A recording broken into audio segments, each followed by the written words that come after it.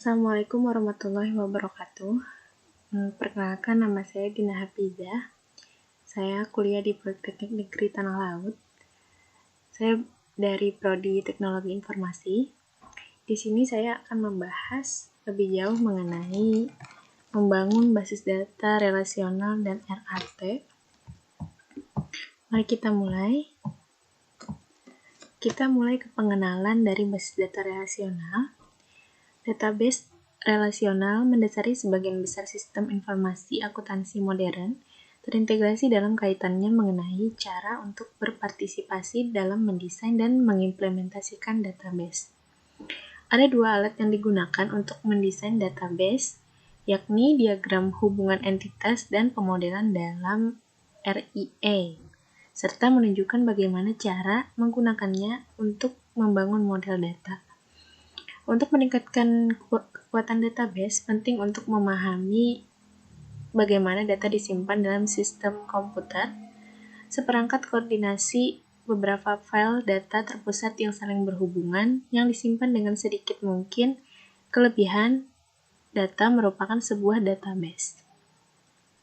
Database menggabungkan catatan yang sebelumnya disimpan dalam beberapa file ke dalam kelompok umum yang melayani berbagai pengguna dan aplikasi pengolah data. Kemudian kita masuk ke konsep database relasional. Dr. E.F. Codd pada tahun 1970 telah memperkenalkan model relational system database yang merupakan dasar untuk Relational Database Management System atau RDBMS. Sebelum konsep database relasional telah digunakan dua model database, yaitu Network dan Hierarchical Database atau RDBMS, memiliki kemudahan dalam penggunaannya dan memiliki fleksibilitas dalam struktur, sehingga sangat cepat populer, ditambah dengan beberapa vendor yang inovatif dalam membantu mengembangkan aplikasi-aplikasi yang powerful serta produk-produk yang menawarkan solusi. Dalam database relasional, data disimpan dalam bentuk relasi atau tabel dua dimensi, dan antar tabel satu dengan tabel yang lainnya terdapat hubungan atau relationship. Kemudian kita masuk ke definisi database relasional. Sebuah database relasional menggunakan hubungan atau tabel dua dimensi untuk menyimpan informasi. Sebagai contoh, kita ingin menyimpan informasi tentang semua karyawan yang ada pada salah satu perusahaan. Dalam sebuah database relasional, kita membuat beberapa tabel untuk menyimpan bagian-bagian informasi yang berbeda tentang karyawan yang bekerja di perusahaan tersebut. Misalnya, tabel yang menyimpan informasi tentang karyawan, tabel yang menyimpan informasi tentang departemen, dan tabel yang menyimpan informasi tentang gaji karyawan. Seterusnya yaitu model data. Model data atau model merupakan landasan sebuah desain. Sebelum sebuah mobil diproduksi, terlebih dahulu para perancang membuat model mobil dan bekerja secara rinci dan detail pada model mobil tersebut. Dengan cara yang sama, perancang sistem mengembangkan model untuk mengeksplorasi ide-ide dan meningkatkan pemahaman desain database. Tujuan sebuah model adalah untuk mengkomunikasikan konsep-konsep yang ada di pikiran orang. Model dapat digunakan untuk melakukan hal berikut, yaitu menyampaikan, mengkomunikasikan, mengkategorikan, menggambarkan, menentukan, menyelidiki, mengembangkan, menganalisis, dan meniru. Model yang baik adalah model yang cocok dalam banyak kegunaan, dapat dipahami oleh pengguna akhir, dan berisi detail yang cukup untuk pengembang dalam membangun sistem database. Kemudian kita lanjut ke model hubungan entitas atau Entity Relationship Model. Dalam sistem yang efektif dan dibagi menjadi kategori district atau entitas, sebuah hubungan IR atau model adalah sebuah ilustrasi dari berbagai entitas dalam bisnis dan hubungan di antara mereka. Model IR berasal dari spesifikasi bisnis atau narasi dan dibangun selama tahap analisis siklus hidup pengembangan sistem. Kemudian manfaat model IR yaitu yang pertama, informasi dokumen bagi organisasi dalam format yang jelas tepat. Kemudian memberikan gambaran yang jelas tentang ruang lingkup kebutuhan informasi, menyediakan peta bergambar yang mudah dipahami untuk desain database. Yang terakhir, menawarkan kerangka kerja yang efektif untuk mengintegrasikan beberapa aplikasi. Komponen kuncinya yang pertama dalam suatu database ada entitas, yaitu suatu hal yang penting tentang informasi yang perlu diketahui. Contohnya adalah departemen, karyawan, dan pesanan. Selanjutnya adalah atribut, yang merupakan sesuatu yang menggambarkan atau memenuhi syarat suatu entitas. Sebagai contoh, untuk entitas karyawan, atributnya adalah nomor karyawan, nama jabatan, tanggal perekrutan, nomor departemen, dan sebagainya. Setiap atribut yang baik adalah diperlukan atau opsional. Pernyataan ini disebut optionality.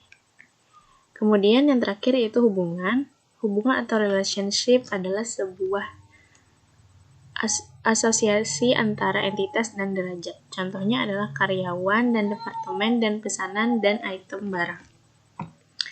Lanjut ke konversi model hubungan entitas. Di sini terdapat 4 konversi model hubungan entitas. Yang pertama yaitu singular atau nama entitas yang unik, kemudian nama entitas dalam huruf besar, kotak dengan garis tipis, nama sinonim opsional dengan huruf besar di dalam tanda kurung. Untuk mewakili atribut dalam mobil menggunakan konversi sebagai berikut, yaitu nama singular dalam huruf kecil, asterik atau bintang tanda untuk atribut wajib yaitu nilai-nilai yang harus diketahui, kemudian karakter tanda untuk atribut opsional yaitu nilai-nilai yang mungkin dikenal. Kemudian hubungan multi-table, setiap tabel berisi data yang menggambarkan secara tepat satu entitas. Sebagai contoh, tabel employees berisi informasi tentang karyawan, kategori data yang tercantum di atas setiap tabel, dan kasus-kasus individu tercantum di bawah tabel. Dengan menggunakan format tabel dapat dengan mudah memvisualisasikan, memahami, dan menggunakan informasi. Karena data entitas yang berbeda disimpan dalam tabel yang berbeda, sehingga perlu untuk menggabungkan 2 atau lebih tabel dalam menyelesaikan permasalahan tertentu.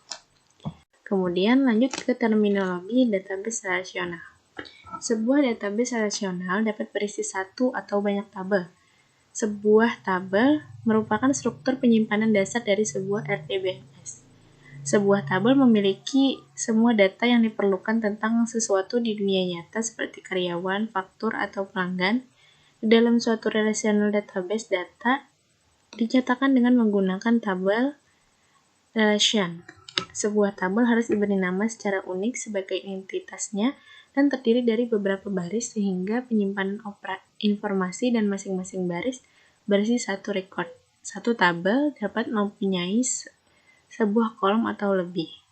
Sebuah kolom memiliki sebuah nama dan tipe data yang diperlukan, yang diberlakukan, dan merupakan deskripsi atribut pada record struktur tabel yang disebut juga dengan relation schema.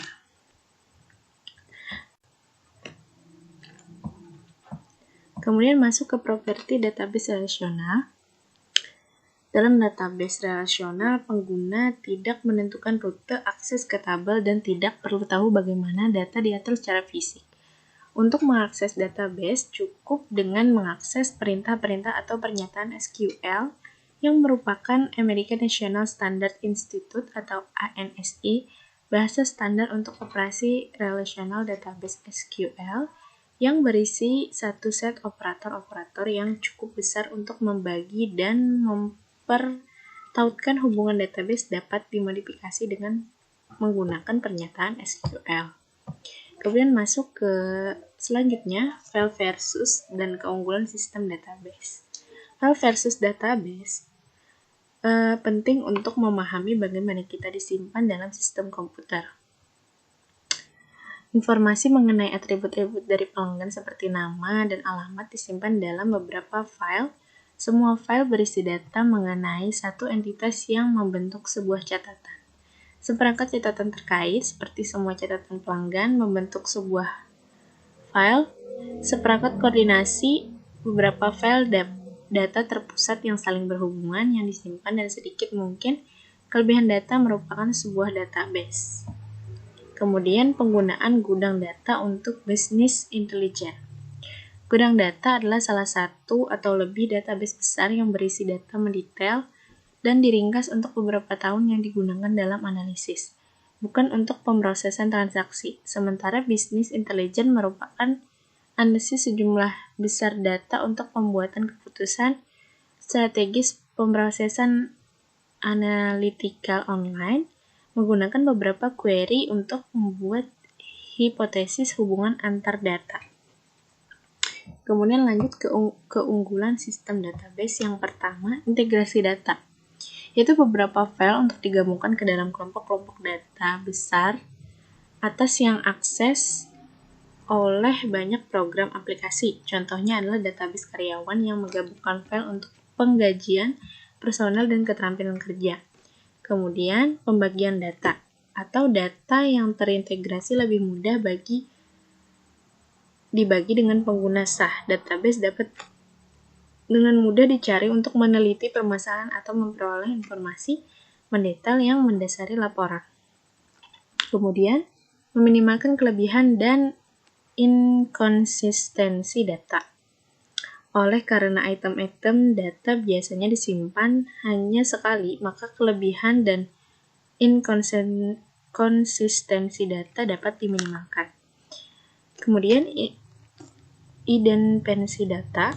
Oleh karena data yang program-program yang menggunakan independen satu sama lain, masing-masing dapat diubah tanpa mengubah lainnya. Independen data memudahkan dalam pemrograman dan penyederhanaan manajemen data. Yang terakhir, analisis lintas fungsional. Pada sistem database, hubungan seperti hubungan antara biaya penjualan, kampanye promosi dapat secara eksplisit didefinisikan dan digunakan dalam mempersiapkan laporan manajemen. Pentingnya data yang baik. Data yang tidak benar pada database dapat mengarahkan kepada keputusan yang buruk, kebingungan, dan pengguna yang marah. The Data Warehousing Institute memperkirakan bahwa biaya data yang buruk melebihi $600 miliar setahun untuk pengiriman yang tidak diperlukan. Biaya pemasaran dan hilangnya kepercayaan pelanggan diperkirakan lebih dari 25% data bisnis tidak akurat atau lengkap. Pada penelitian terbaru, 53% dari 750 profesional IT mengatakan bahwa perusahaan mereka mengalami permasalahan terkait kualitas data yang buruk. Untuk menghindari data yang kadaluarsa, tidak lengkap atau salah, manajemen memerlukan kebijakan dan prosedur yang menjamin data yang bersih atau scrubbed. Sistem data yaitu ada tampilan logis dan fisik data, ada skema, kamus data, bahasa, dan bahasa DBMS. Kemudian lanjut ke database relasional. Di sini tentang karakteristik DBMS melalui jenis model logis yang mendasarinya. Model data adalah perwakilan abstrak dari isi suatu database. Kebanyakan DBMS yang baru disebut sebagai database relasional. Kemudian lanjut ke tipe-tipe atribut. Yang pertama, setiap kolom dalam sebuah baris harus berlainan nilainya. Kunci utama tidak boleh bernilai 0. Kemudian kunci luar jika tidak bernilai 0 harus memiliki nilai yang sesuai dengan nilai kunci utama di hubungan yang lain. Kemudian seluruh atribut yang bukan merupakan kunci dalam sebuah tabel harus mendeskripsikan objek yang didefinisikannya oleh kunci utama. Kemudian membuat desain database untuk SNS INC. Pertama, menyimpan semua data dalam satu tabel yang seragam. Kemudian memvariasikan jumlah kolom. Kemudian masuk lagi kita ke dua pendekatan untuk desain database. Kemudian membuat query database relasional. Ini contoh query-nya.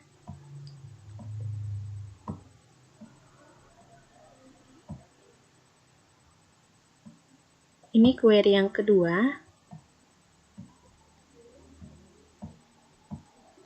Ini query ketiga.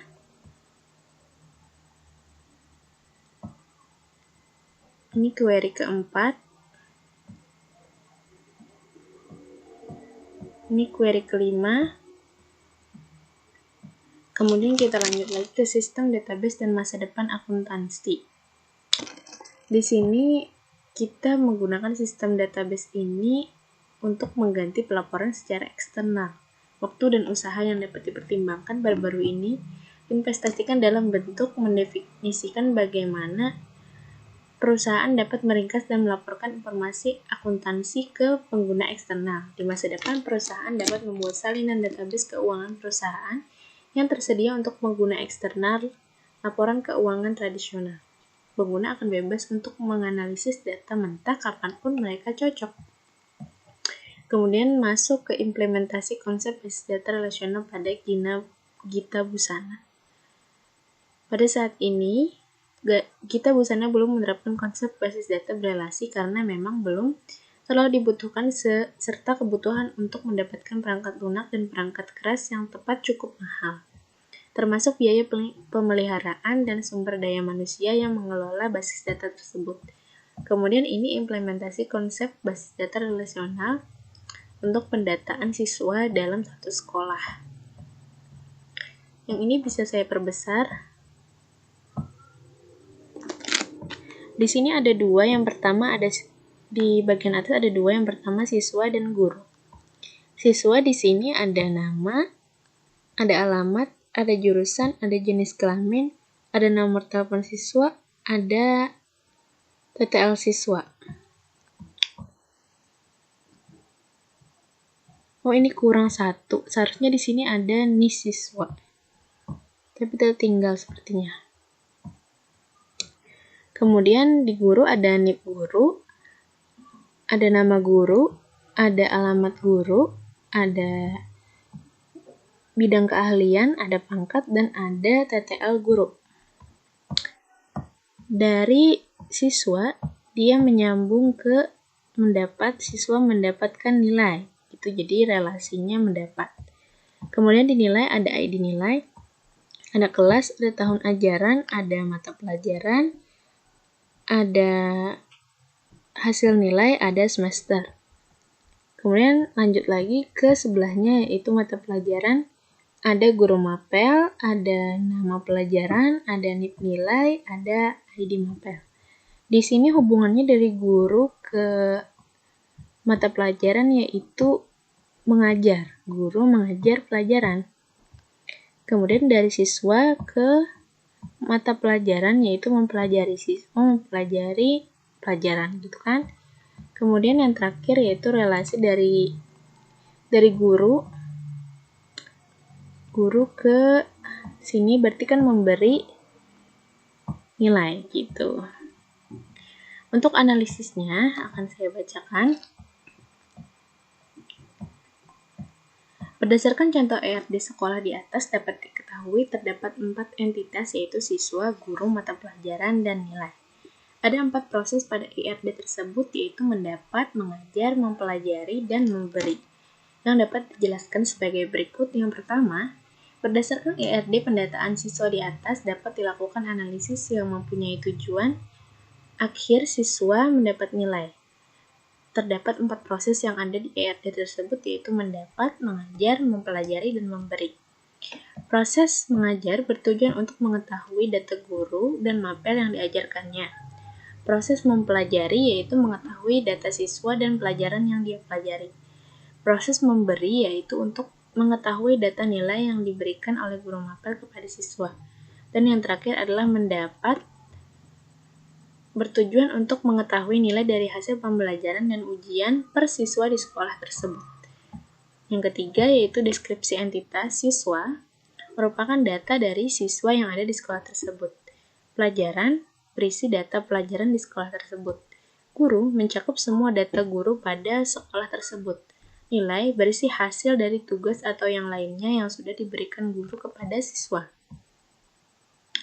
Yang keempat, deskripsi atribut pada masing-masing entitas. Yang pertama, siswa berisi atribut nama, alamat, jurusan, jenis kelamin, nomor telepon siswa, TTL siswa, dan NIS sebagai primary key. Kemudian pelajaran berisi atribut NIP nilai, nama pelajaran, guru mapel, dan ID mapel sebagai primary key. Kemudian Guru berisi atribut nama guru, alamat guru, bidang keahlian, pangkat, TTL guru, dan NIP sebagai primary key. Yang terakhir, nilai berisi atribut kelas, tahun ajaran, mata pelajaran, hasil nilai semester, dan ID nilai sebagai primary key. Deskripsi relasi antar entitas, relasi antara guru dan pelajaran yaitu one-to-one, relasi antara siswa dan nilai yaitu one-to-many, relasi antara siswa dan mata pelajaran one-to-many, dan yang terakhir relasi antar guru dan nilai yaitu one-to-many. Berdasarkan pembahasan di atas dapat disimpulkan bahwa untuk meningkatkan kekuatan database, penting untuk memahami bagaimana data disimpan dalam sistem komputer. Data yang tidak benar pada database dapat mengarahkan kepada keputusan yang buruk, kebingungan, dan pengguna yang marah. Pada sistem yang berorientasi file, pemrograman harus tahu lokasi fisik dan layout catatan. Dalam sistem akuntansi manual, S dan S akan mengambil informasi penjualan pada faktur penjualan pracetak yang memberikan tampilan logis dan fisik data yang dikumpulkan. Pengguna dapat memilih tabel yang diperlukan untuk menghasilkan informasi yang diinginkan. Jika lebih banyak tabel dibandingkan yang seharusnya dipilih, query mungkin tidak akan berjalan dengan semestinya. Ada 5 jenis query yang meliputi query 1, 2, 3, 4, dan 5. Sistem database yang memiliki potensi untuk mengganti pelaporan secara eksternal, waktu dan usaha yang dapat dipertimbangkan baru-baru ini diinvestasikan dalam mendefinisikan bagaimana perusahaan dapat meringkas dan melaporkan informasi akuntansi ke pengguna eksternal. Itu saja yang dapat saya sampaikan. Sekian dan terima kasih. Apabila terdapat kekurangan dan kekhilafan, saya mohon maaf. Saya akhiri. Wassalamualaikum warahmatullahi wabarakatuh.